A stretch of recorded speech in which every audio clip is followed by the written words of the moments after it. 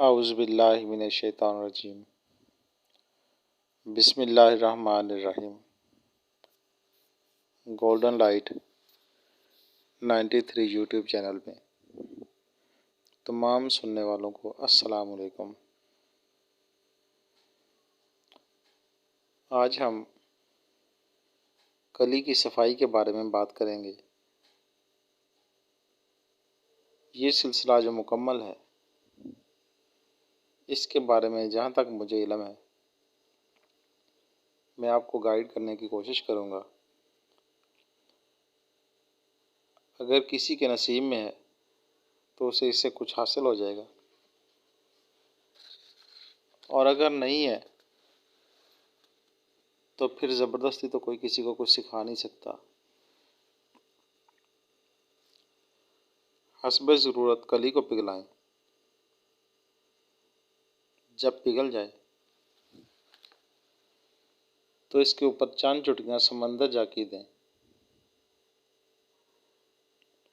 اور اسے انڈوں کے تیل میں پلٹائیں۔ انڈوں کے تیل کو آپ حسب ضرورت لے کر اس کا نصف یا اس کے برابر وزن کلمی شورا اس کے ساتھ کھرل کر لیں۔ یہ ایک لیٹی سی بن جائے گی۔ جب آپ کلی کو پگھلا کر سمندر جا کی چٹکیاں دیں گے،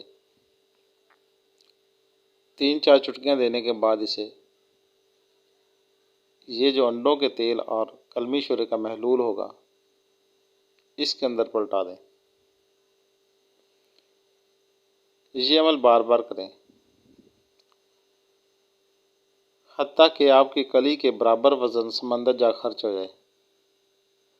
آپ کی کلی بالکل صاف ہو جائے گی۔ صفائی کا یہ عمل کلی کا رنگ بالکل نقرہ کے رنگ کے برابر لے آتا ہے۔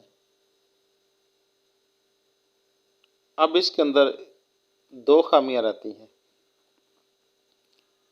ایک تو کلی کا نقطہ پگھلاؤ، اور دوسرا جب کلی کو دانتوں کے نیچے دبائیں تو کرک سی آواز آتی ہے۔ دوسرا مسئلہ